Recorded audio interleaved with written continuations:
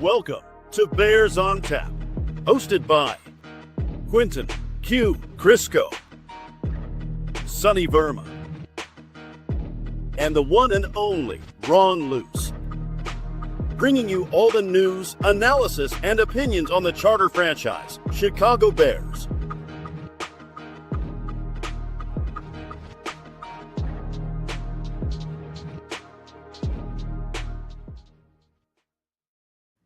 And welcome back to another episode of Bears on Tap. I am joined by Mr. Sonny Verma. Sonny, how are you doing this fine evening? I'm doing fantastic. Over the last couple of days, I actually got to watch football. I didn't watch the actual game as much, but I watched the highlights afterwards on my own time. And it's so, it's getting me back jazzed up and getting ready. Season's just less than a month away now. Less than a month away. We are right around the corner. I don't know about you, Sonny. I get angsty this time of year. I get anxious. I get like, I don't know what to do with myself. I don't enjoy fake football. But I want to enjoy it. And I'm like, I want to care. I do care, right? I do care about what's happening right now. But I don't want to care about what's happening right now. And it's like, it's this constant push and pull in my brain of like, of just like Jay Cutler going, don't care. And at the same time, me going, but did you see that throw from Caleb? Did you see that catch from Darnell Wright in practice? Ooh, that's fun.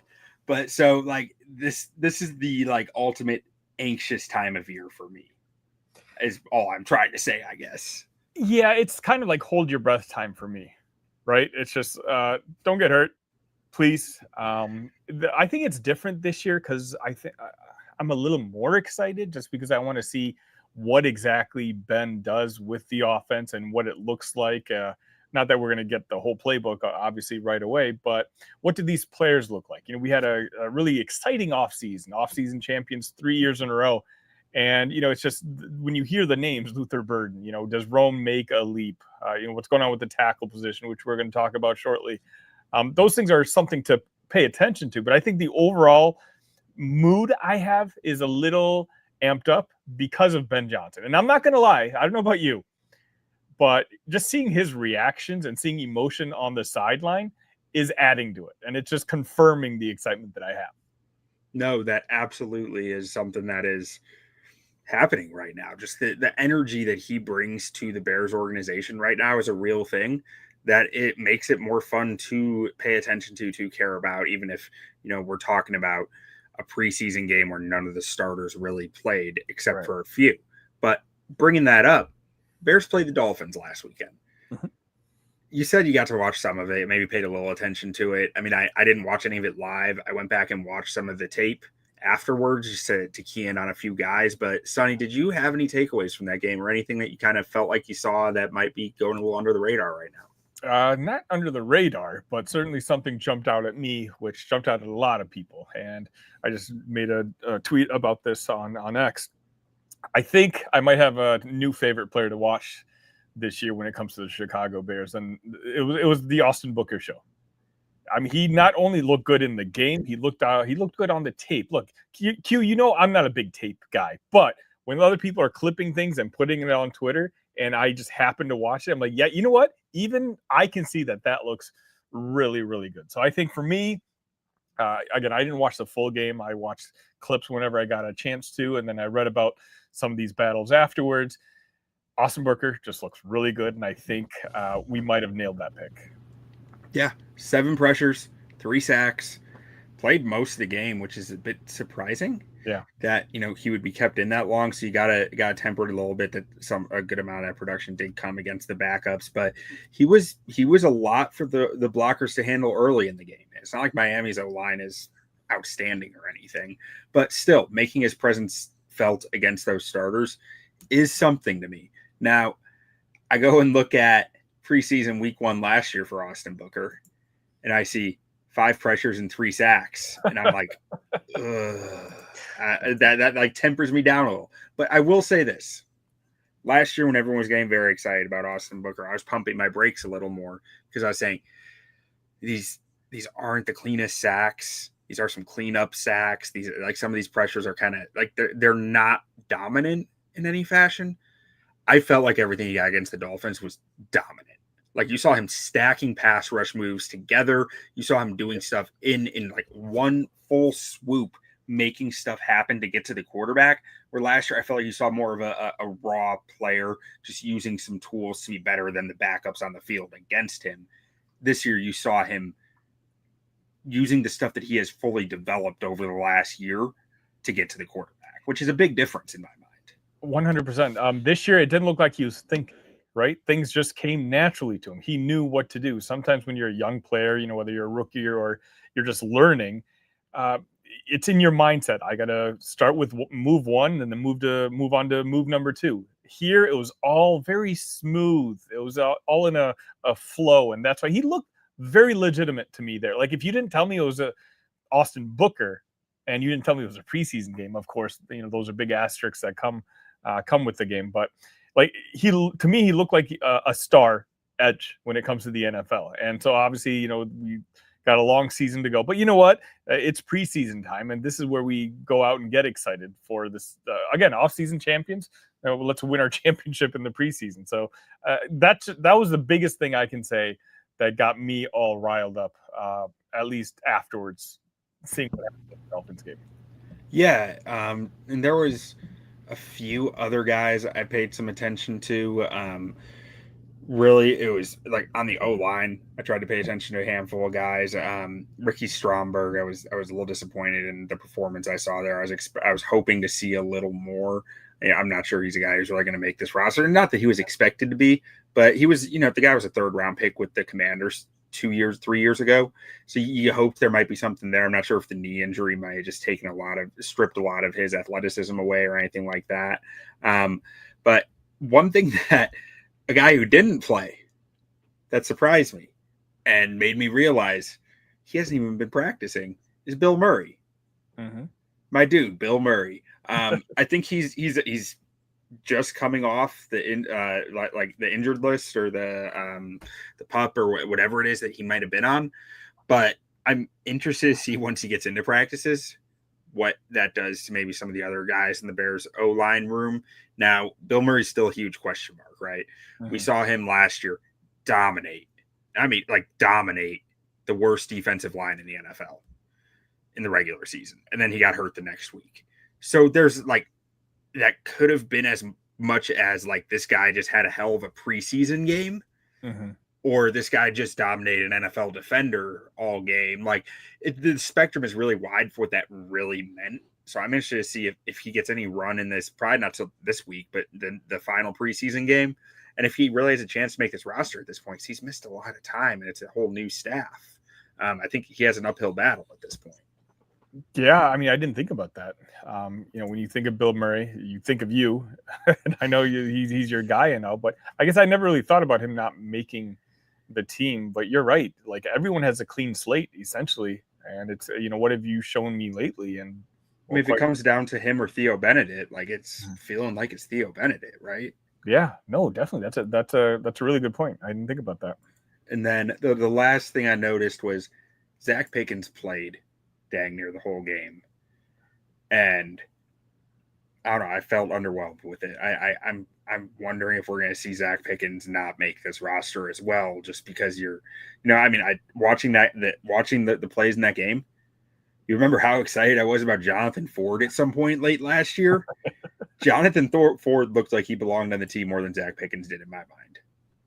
Well, I think that the next game that we have against the Bills is going to show us a lot about whether Ben Johnson agrees with us, or maybe let me rephrase that, whether he has the same concerns as you and I do. The first game, it was just weird because, what was it?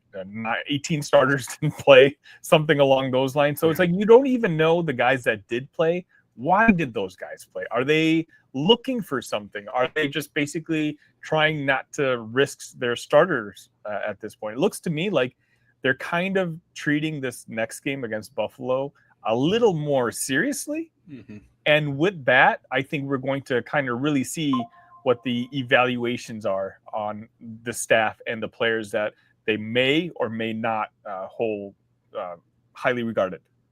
Yeah, I mean, I think to our next point here, the offensive tackle battle, we did see that play out in the first preseason game. So we saw Braxton Jones get the start. We saw Ozzy Trapilo get some reps in there. And then we saw Theo Benedet, who is apparently now getting first team reps in practice, play the rest of the game, or like pretty much the entire game, and look pretty solid doing it. Now, Sonny, do you have any thoughts about where this offensive tackle battle is going, or who you think is going to end up taking the job? I mean, do you think it? I think I saw that after the game that Ozzy's actually also working at the other positions now. So to me, that tells me that they all are. Really, they've all worked at right tackle and left tackle. That basically, okay. I think the So staff Braxton wants too. everyone. Yeah, Braxton today spent time at right tackle. Okay, see that's interesting then. So because my mindset was obviously everyone saw that highlight of Braxton just getting flown by during the Dolphins game, and so Ozzy being the newer kid, higher ceiling, you're like, okay, maybe. I mean, a lot of Bears fans were clamoring for it. You know, give Ozzy more playing time. But then maybe it was the Bears media that made a big deal out of it. Ozzy starting at the other right tackle spot. It's like, okay, you know, you would think Ben wants the next man up to be able to play multiple positions. And so because we've seen Ozzy do that, maybe Ozzy was designated as the next man up. And so Braxton had won that job. But you're telling me that you don't think that's necessarily the case? I think that they want a decision already. I don't think they have one. I don't think anyone has separated themselves enough yet. And I think because of that, they're having to get guys work everywhere because any of them can be the swing, and they need the swing to be ready to play either side, right? So that's my read on it. I don't think Braxton showed enough to take the starting job. I don't think Ozzy showed enough to take the starting job. I think the only guy who really looked good was Theo Benedet, who I don't think can start at offensive tackle in this league. I mean, and that's not because he's a UDFA. It's not because of anything. It's because he would have the shortest arms of any offensive tackle in the NFL if he played there. Yeah, okay. He has like 32.25-inch arms, which are just abundantly short for a tackle. At guard, you can get away with it potentially. At center, you can definitely get away with it. And some of his draft profiles, Jacob Infante said that he had Theo Benedet best position as a guard. I think he has the foot speed to play tackle, but one thing that came out of practice today when Theo Benedet was going against the ones was Deo Odeingbo just ate his lunch on a few reps. And that's what's going to happen when you have a tackle with that short of arms. Those bigger, bulkier, longer armed defensive ends are just going to eat him up.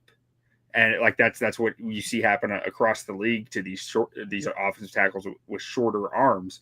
They tend to have an Achilles heel against long power rushers. And you can live with it in some cases, and sometimes you can't. And I think it's just that's a tough bet to make on Benedet. So to me, if all things are equal to today, I'm thinking Braxton starts just because he's the veteran who he's the lesser of the best known of the evils out there, right? Like, you know what the weaknesses are. And the comment from Dan Rocher, the Bears O-line coach, the other day about Braxton, that sounded to me like a coach saying he can be good. He just needs to be good. Right. Like, he needs to learn how to be good. Otherwise, I don't know that we can keep him on the field. But like, he has the traits, he has the tools. That's what I heard Dan Rocher saying about him. Yeah, sometimes you have these battles, and you come into these battles listing what the optimistic, the positive traits of each guy is, and it is the preseason. You're like, you think of the best case scenario. I don't think anyone who watched that Bears game against the Dolphins is excited about the position right now. And it is simply one of those, as the conversation you and I essentially just had. It's more so who can raise the floor at that position. We're not even discussing ceiling at this point. It's just, when it comes to the other O-linemen, the team all around, it's like there's obviously a little hesitation. There's a little worry when it comes to the left tackle spot. And I don't think, like, right now we're holding on to coach's words about what what he's seen in camp, which isn't overly optimistic. It's just like, we've seen it, but it's not, it's it doesn't sound confident. Let's put it that way.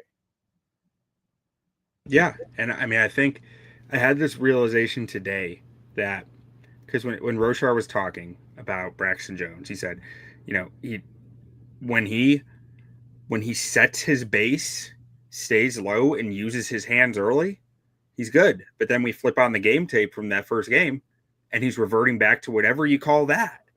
And I mean, that's what he said. He said something along those lines. And like, I feel like I've been saying some iteration of that for the last 2 years about Braxton Jones. So I felt very happy to hear a coach say it out loud.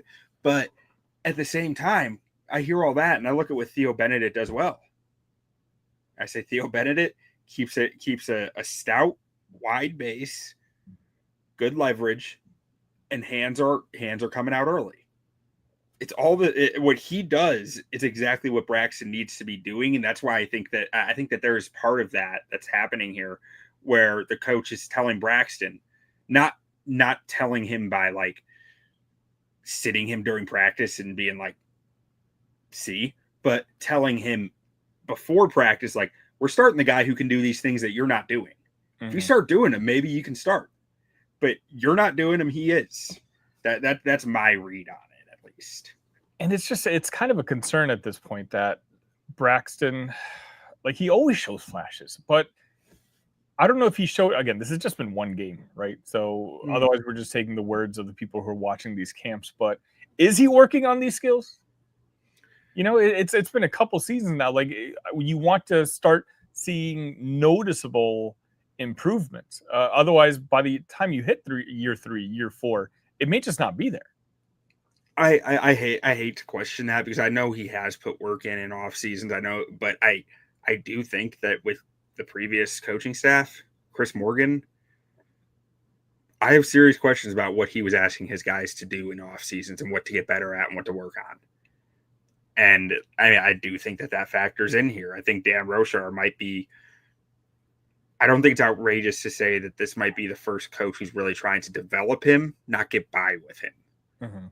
I think that with Chris Morgan, it was a lot of trying to get by with the player and minimize the issues that come with that, as opposed to trying to develop the player and maximize what he can be. I think Roshar is bringing that aspect here and trying to actually make Braxton a more complete player, not a more capable Band-Aid, I guess, is the way that I feel about it. Before you watched that game, and now, after you've watched that game, do you feel better, worse, or the same when it comes to our left tackle spot? The same. I mean, I always felt like it was a bit of a long shot for Ozzy Trapilo to come in here and beat out Braxton Jones. I always felt like Braxton Jones is. I mean, I always felt. I don't think Braxton Jones can do that much bad in these preseason games to change my opinion of him. I've watched 3 years of his tape. I know the player he is. I know what he brings to the table at his worst. If he doesn't get any better at those things, I still know that's a capable NFL player. So, like, I do think he brings a floor to that position that is acceptable, even if it's not what you want. I guess my optimistic approach was just, since we had invested so much in new players in that offensive line, that, you know, collectively the tide rises all boats. Right. And so I was kind of hoping that maybe, you know, he would learn something from some of the new guys. And I mean, who knows? He still might. Don't get me wrong. You know, I think we're going to get a better glimpse, as I said, against Buffalo. But yeah, I mean, quite honestly, I think I probably feel a little worse just because I think I might have been overly optimistic going into the game. But we'll see once we play another game or two. Yeah, and I don't think anyone should be putting too much. It's one preseason game. You know, I don't think it's a end all be all. Worst case, if you get the same Braxton you had last year, who's somewhat healthy, you can win with that. Sure, it's not ideal, but you can win with that. Like, he's still a hell of a run blocker and a guy who's you're gonna be okay with in pass pro. But let's move on to the running back spot, where Kyle Monangai kind of shined with the ball in his hands, but kind of created some concerns in pass protection. Sonny, what did you think about Monangai's game? I think you just recapped it really, really well. You know, it's one of those where I think he was arguably star number 2 when it comes to the game against the Dolphins, but at times he also played like a rookie running back. And, he just didn't show the skill set when it comes to, will the staff be able to trust him on the field if that's the type of blocking prowess that he's shown thus far. I don't think he's ready for that second position yet, but I'm a lot higher. I'm buying Kyle Monangai stock. Let me put it that way. I think now, I wasn't sure. I thought he probably had a future with the Bears, but I just wasn't sure like how much. Now I'm pretty confident that we'll be able to utilize him in some sort of way. I just don't know how fully yet. He showed me something that was important for me to see from him, which the coaches, the GM, the staff has all seen in practice. But I'm not there. I can't actually, and I don't know how to judge practices either. I know how to judge on the field. He looked faster. He looked like he had more burst. And really, what that is, that's not speed. He didn't just get faster or more explosive. He's more decisive. At Rutgers, he was having to pick and choose his spots and trying, because he's carrying a lot of that offense, right? So he was having to analyze everything, be like, be more patient to wait for his exact spot to open up and then try to hammer that spot. It looked to me like in the preseason, he was just getting the ball and rolling because he could be more decisive. He didn't have to be the guy. He just had to be a part of the machine. Whereas Rutgers, he had to be the guy, which meant that he had to be a little more patient, a little more precise with everything. So having that little extra burst meant a lot to me versus his Rutgers tape, because that was my concern with him coming out of school. Does this guy have enough burst, enough speed? Can he close on a hole before it closes on him? And I wasn't sure about that. Now I feel better about it after seeing that preseason game. Yeah, you're right. As some people know, I do cover the Big Ten for a living, and he was that Rutgers offense. There's a reason he broke as many records as he did when it comes to the rushing aspect. And sometimes you're just thinking too hard because the team is relying on you so much. But maybe this is a case of what you kind of discussed before. You're with the coaches for weeks now, and if you see it on tape, the coaches see it on tape, and they're like, hey, this is what we need you to do. Stop thinking, focus on this. If you show us this in practice, if you show us this in the preseason games, we'll find a role for you on this football team. And I think if that's what happened against the Dolphins, I think Kyle aced his first test. Yeah, so I feel good about Kyle in there. And on the pass pro aspect, like, he's going to have struggles. Like, he's a rookie running back. Exactly. Rookie running backs don't come in, like, unless you're Travion Henderson. That's about the only guy who I've ever really felt good about in the last 3 years of watching draft tape. Coming in the league and being a good pass protector as a rookie, like, there are going to be growing pains in that aspect. But I do think he has an ideal frame for it. Mm-hmm. I think being 5'8", a little shorter, but as stout as he is, that is like the ideal running back blocking frame, because you are going to have such natural leverage on guys. If you can learn to time up your pop into them, you're going to be gold. You're like, you remember Tariq Cohen blocking guys? It was like that leverage is a real thing that helps a ton as long as you can time it up right. And when you add as much mass as Monangai has to that leverage, I do think there is a lot to work with there in pass protection, but he still needs to learn the fine details of it and to be a technician with it. And even in college, like, he's not a kid that's afraid of contact. Right. Like, for him, it's a simple matter of getting the reps in, learning the whole process. And, I think with him, he's got the size, as you mentioned, and he's got the mentality to become at least average when it comes to blocking at that level. And really, when you're talking about the last pick in the draft, that's all you can really ask for. Yeah, I mean, that might be more than you can ask for most of the time. But Ian Wheeler, too, I think is worth a shout out here. I'm interested to see what happens with Ian Wheeler, because I thought he flashed a few times again after tearing his ACL last preseason. I am interested to see if Ian Wheeler gets some more run this week with a bit higher rung of players around him, because I think his speed is real and something that you can work with. I saw what you saw, but how many running backs then do you think this team is going to be? I think they're going to carry 4. Yeah.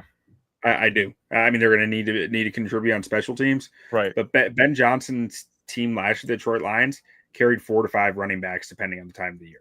Mm-hmm. Like they rotated a lot of guys. They dealt with a lot of injuries. Yeah. So, I mean, maybe they don't carry 4 right out of camp, but like I do think. I mean, I have questions about Roschon. Yeah. I have questions about what Roschon's role on this team is going to be and what how much he's going to be here. I don't think he's going to get cut. Maybe they can sneak in Wheeler to the practice squad and bring him back at some point in the season. But like, I don't know. I don't know what Roschon's role is on this team. I guess that's kind of what I was alluding to with the question I just asked. It's like I think Roschon's more talented than the other 2 guys, but I don't know if he's a Ben Johnson guy as much as 2 new guys that Ben Johnson gets to kind of play around with. And so I don't think Roschon's going to get cut either. And I certainly don't think Monangai is going to get cut now. Do you think Ian is safe? Or do you think he's like one of those potentials, like we'll see what happens? It's definitely we'll see what happens in my mind. But like if he doesn't make the roster, I would expect them to really try to get him to the practice squad to make sure that they have him at some point this year. So, okay, let me ask you another question then. Who do you feel more confident is going to be on the opening day roster, Roschon Johnson or Ian Wheeler? It's Roschon. Okay. Because of his special teams. That is the driving factor here. Roschon can play every phase of special teams. And that matters. No one ever wants to factor that in, but like people need to do that and they need to do it well. And he does it well. Now, I think he's probably better in pass pro than Ian Wheeler, which probably factors in. I mean, I don't know what Ian Wheeler's even like in pass pro, but I don't think Roschon can ever give you the same dynamism you get from Ian Wheeler as a runner. Like, I do think there is something there, some juice there, and Ian Wheeler can return punts, so that is a factor as well. But ultimately, I think Roschon's core 4 special teams ability will be what earns him a roster spot over Wheeler.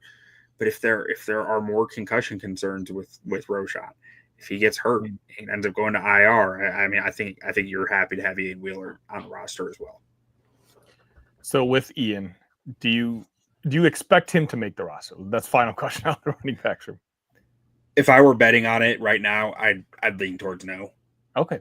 But I do think there's a better chance than last year that he does make the roster, just because Ben Johnson might carry 4 running backs. Yeah. Fair enough. But moving on to this week's game, they're starting the starters against Buffalo, which is exciting. It's a Sunday night football, which, frankly, I'm the party pooper. I hate it. I hate the idea of Sunday night football preseason. Makes me want to puke. That's just like, what are we doing? It's preseason. And again, I'm still in that, like, I don't care, but I care mode. But like, Bears are playing their starters. I'm going to be interested to see how it goes, as much as I want to say I won't be, because the starters will be in, especially like seeing, which means if Caleb's playing, means your whole starting O-line should be playing, right? Yeah. Because you can't have those guys making mistakes up there. So is there anything you're excited to see within the Bears preseason game here against Buffalo? I just want to see, I don't know if you referenced it last week, but we talked about how, at least you and I did offline, about how Ben Johnson, we didn't expect him to play starters, and that's exactly what happened against the Dolphins. So this is kind of a shift. And so I guess my curiosity comes in the reasoning for the shift. Like, is there something that it kind of concerns him in the practices, the dual practices that they were having with the Miami Dolphins, that he's like, okay, you know what? Let's raise the stakes a little bit. I want to see when the lights are on, when they know the cameras are on, how certain groups are reacting, how certain team players are playing together. Or is this just one of those where this is the last chance to get reps? Let's do it before we really shut it down before the season starts. I tend to think it's the latter there. I mean, I think they were going to get starters reps at some point, especially Caleb's play calls are tough, right? Like Ben Johnson's offense, the play calls are true pro NFL style play calls. They are tough. You need to get experience doing those in a live environment with a crowd. So for that sake alone, they were going to have a game where they played starters just for that. So they could assess that, so they can figure out what's happening here, make sure everything is good, and get that experience with the headset, with the crowd, with the same coach who's going to be calling plays. Like, you don't want to go into week one without that, with a new staff and a young quarterback. So to me, they were always going to play some guys in this game, some starters in this game. And, I think they should. Like, whether it be because there have been some up and down days in camp or not, I just think there's a lot to gain from getting these guys a few drives together in the preseason. And in that regards of, what you just mentioned, isn't it a good thing then it's a Sunday night game? Because it's going to kind of sort of feel like a regular season game. The lights are on outside, and it's better. I think it's a better environment, a better setting to kind of simulate what the regular season is going to look like. Yeah, you're right. I just hate the concept of prime time preseason football. Right. Like, that it makes me sick. It makes me sick. I get it. But Bears added four defensive backs this week: Millard Bradford and Mark Perry, two safeties, two bigger bodied box safeties, and then Mekhi Garner and Caleb Hayes at cornerback, two long, lanky corners who fit the more man scheme that Dennis Allen likes to run. Interesting about the safeties, because it's kind of Jonathan Owens kind of fits that role. That's the Jaquan Brisker body type, or like archetype. So I'm a little curious as to why they bring those safeties in here. But Sonny, do you have any thoughts on those? I think they're pretty quick hits there. Yeah, no, I kind of mirroring what you said. I thought we were actually okay at safety. So, like, what's the staff kind of seeing that, maybe is this something that we need to be worried about? Is there an injury that we don't know about? Maybe something lingering that the staff isn't sure, a certain player is going to be ready for week one. But yeah, outside that, the actual players, outside, remembering a couple of these names from college, I don't have much to add. Yeah. So let's get to our second half of the show here, where we are going to take a look at how the Bears match up with their second division opponent. Last week, we talked about the Vikings. This week, we're talking about the Lions, how the Bears match up with the Detroit Lions. And we're focusing on division opponents because the only teams you play twice a year. So, like, these are the teams you need to know best. I believe it was Mike McCarthy with the Packers used to dedicate, like, a week of training camp every year to each division opponent. So 1 week every training camp for the Packers was spent on preparing for the Bears. 1 week for the Lions, 1 week for the Vikings. Beating your division opponent is the best thing you can do to make the playoffs. So, Sonny, let's get into how they match up with the Lions. We're starting with our graphic, looking at the Bears offense up against the Lions defense. And frankly, I think this D-line still has some concerns for the Lions, and I'm thinking the Bears O-line might be able to really move the football on the ground against them. Yeah. Did you have Monangai there last week? Or is this just one of those you saw? Oh, no, I switched it up. I was like, okay, maybe he did win Q over. But yeah, no, it's interesting because the Lions are doing what the Bears usually have to do, right? When you're talking about overhauling your assistant coaches, they got a new defensive coordinator, new offensive coordinator. So you're going to try to keep things as similar as possible, but are they? And so I think that's going to kind of be the big question. I've got a couple contacts out in Detroit, and there is concern, losing the two coordinators that they did. Obviously, Ben Johnson switched over to the light side, but talent-wise, we've clearly upgraded in regards to the offensive line. Even quite honestly, of course, wide receivers, tight ends, like we've upgraded on our end. I think we can go toe-to-toe with Detroit. I guess I'm more curious to see if Detroit's able to maintain the run that they've had the last couple of years without a lot of people who give credit to the two guys. Yeah, I mean, I just noticed on this graphic, Levi Onwuzurike, he's out for the year. So they're missing a Liam McNeil until at least early October. They're missing Onwuzurike for the year. I mean, they added Tyleik Williams in the draft at defensive tackle to go with DJ Reader. That's a tough front with those two, but that's the depth here is a real concern on their D line at this point until Lee McNeil gets back and you start to feel better about it. But like, I mean, I'm looking at it and going like, I think you can move the football on the ground against this D line. I really do, because they're so banged up to start the year. And Hutchinson's coming off an injury. Mm-hmm. You know, you don't exactly know what he's going to look like in his first real contact game back. You know, I hate to say this, but it's like I'm looking. I don't know if there's anyone out there. I mean, Hutchinson, of course, if he's healthy, but like that I'm truly scared of. Brian Branch is a hell of a football player.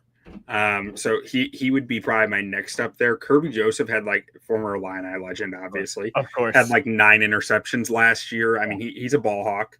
But I think Brian Branch is the better football player. And I think DJ Reed is a heck of a cornerback who they got. I think that's a nice ad for them, but I do think that he's getting up there in age. But yeah, I mean, outside, I see 2 blue chippers on this defense. It's Aiden Hutchinson and Brian Branch. But I mean, if you're in offense and you're like, okay, look, the opposing defense, you get to pick where the 2 blue chippers are, which positions they're going to be at. The further away from the football is where I would rather have them at. Like, you know, I can deal with one cornerback who, especially with the Bears wide receiver sets that we're going to be able to pull off, and then have one of the guys be the safety. I mean, it's not great, of course. He's a very talented player, but blue chipper's a blue chipper, no matter where he is. But like, if you had to choose, I get what you're saying. Like, put him back there where we can isolate him. Like, exactly right. You know, so and that's where I'm coming from. Like, whenever you make these graphs, you know, I start looking inside out, right? And I'm like, wait, at what point do I get afraid? And it's like Hutchinson, of course, but again, there's question marks. Let's see what he looks like game 1 or whatever game that we end up playing. And then as I go further out, I was like, okay, now you see Branch, now you see Reed. And of course, I'm always going to give Kirby Joseph some love. And it's just like, okay, maybe we can take these teams. I mean, if you recall last week, we're looking over the Minnesota Vikings roster. I came in thinking, let's keep it close. And by the time the show was over, I was like, we're going to win this game. And now all of a sudden, this might be happening again, Q. Well, so where it gets tough with the Lions is once Lee McNeil gets back, I do think he is a blue chip level defensive tackle. And that is where it gets now suddenly you're talking about a defensive tackle and an edge rusher who are blue chip, plus a safety who's blue chip. And, you know, Kirby Joseph may be a half blue chip, like a red chip player. Like, he's up there. He's a good football player. Blue and orange tip. So then you start saying, okay, this gets a lot tougher now. But the first time you play the Lions, Lee McNeil won't be there. Yeah. I believe it's week 2. I mean, again, and then also, what does this defense look like? What do they play like? You know, under not a brand new system, but a brand new, you know, a coordinator. Does he change things up a little bit? Does he have his own style? Those are all things I think that everyone in the NFC North is going to be paying close attention to. All right, now let's flip the script here and let's go look at the Lions offense against the Bears defense. And I mean, when I see this, I have a similar concern to the last side. Well, a similar thought, but it's flipped from a positive thought to a concern of, are we going to be able to stop the run? That's a lot of green on their side, Q. Yeah. But, you know, we know the Detroit Lions offense has been very good over the last couple of years, but guess what? We may have hired the reason. Notice I did say may have hired the reason. So, you know, I hate using this as a cop-out for every argument. Obviously, there's a lot of talent when you talk about, you know, Sewell, Laporta, Amon St. Brown. Like, obviously, they've got some multiple blue chippers on the offensive side. And on our side, obviously, clearly there's more questions. Is Johnson going to be back? I see what you're saying. I'm a little less optimistic here. I'm banking on that offense slowing down a little bit, just because the guy who's calling the plays, the guy who had his fingerprints on everything, is gone. I will say this is one interesting aspect. It felt like Matt Eberflus's defense was very well built to stop this Lions offense, was very well structured to stop the Lions offense. As much as we all hate Matt Eberflus and think he was a hack and all that, his defense did slow down Detroit's offense pretty consistently. Mm-hmm. Detroit's offense at the same time, I feel like, is almost built to punish defensive coordinators like Dennis Allen, which worries me a little. Oh, sure. Because, like, if they start being able to move the football on the ground fairly easily, the Bears need to bring extra bodies in the box, but they still love to play man coverage. Jameson Williams destroys man coverage with no help over the top. Like, so it puts you in a pickle with this offense of how you can defend them, because Jameson Williams has speed that no one on the Bears defense can match. But counter argument, all these players, nobody knows them better than the guy on our side. Fair point. You know, there's some things that may not show in game tape that Ben Johnson knows is a particular weakness, that because he's coached it during practices, but he's made sure to not display it on the game tape. Well, now he's having these conversations with Dennis Allen and be like, hey, look, we got to put, Jameson Williams in these sort of situations, these type of circumstances. He doesn't excel at this spot. And so these are conversations that Ben, because Ben's going to be hyped up for this game. Of course he is. And it being a divisional matchup, I think he'll never admit it, but if there's one game that he's going to want to win, Bears fans will always say Green Bay Packers. For him, it's going to be beating the Detroit Lions. No, I think Ben Johnson has this game circled on his calendar, ready to go. And I do think what I said about Dennis Allen's defense might be a little disparaging too. Like, I do think this offense is very well structured to beat the Bears defense, schematically. But you also need to always give Dennis Allen some credit for being a chameleon and being able to shift color like that. And he showed it time and time again in New Orleans, an ability to lure teams into thought process and then take advantage of it. So there is that. The Bears will always have that going for them with Dennis Allen. But my simple pea brain compared to Dennis Allen has a hard time imagining how you do that. Well, I mean, that's why you remember that these guys forget more football knowledge than you and I will ever know. Right. Right. But yeah, I mean, overall, this is the bigger concern for me. But also the fact that I think Ben knows his offense so well. I think, like, when he was a Detroit Lions offensive coordinator, he was scheming, what would I do? What would I do against my own teammate? Because when we flip it the other way, he's watching the Detroit Lions defense as well. I know we just got finished talking about the Detroit Lions defense, but I just think that his fingerprints are going to be all over this game. And there's still questions on the Detroit side. It's not even injuries, just between the coaching staff. That this is one where I'm leaning towards giving us the advantage. Yeah, I mean, I think this is if the Bears are going to find ways to win this game, it's going to be a tightly fought game no matter what. Like, Detroit is a team that is going to fight you tooth and nail for everything. So the Bears need to be able to fight with that same tenacity to win a football game against them. That's what's made Detroit so good the last few years.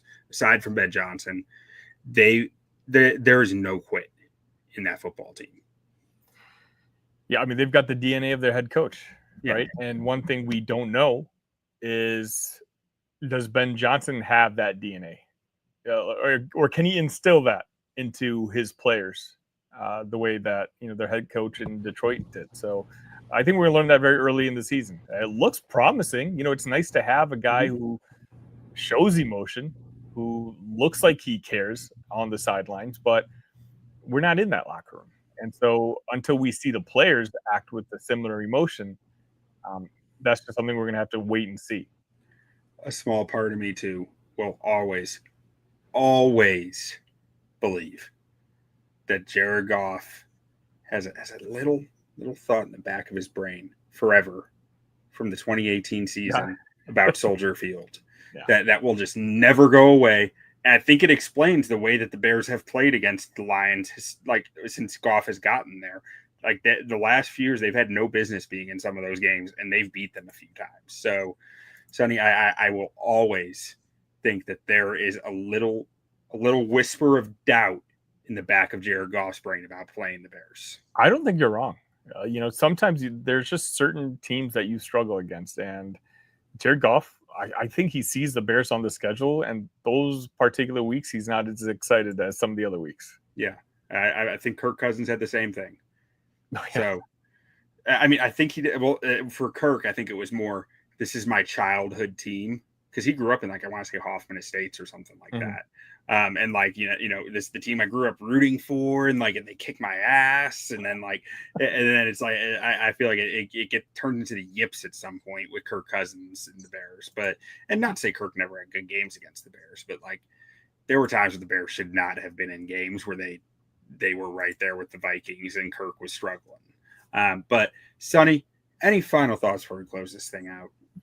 No, I mean, I think I'm looking forward to next week's show, because I think we're going to have more substantive thoughts after watching the starters go up against Buffalo and just seeing, how Caleb does. I feel bad for Caleb because I think there's more negative energy when it comes to what people are looking for right now. So even if he has just normal struggles in the preseason game, we've seen, some of the biggest names in radio, talk, just blowing it up.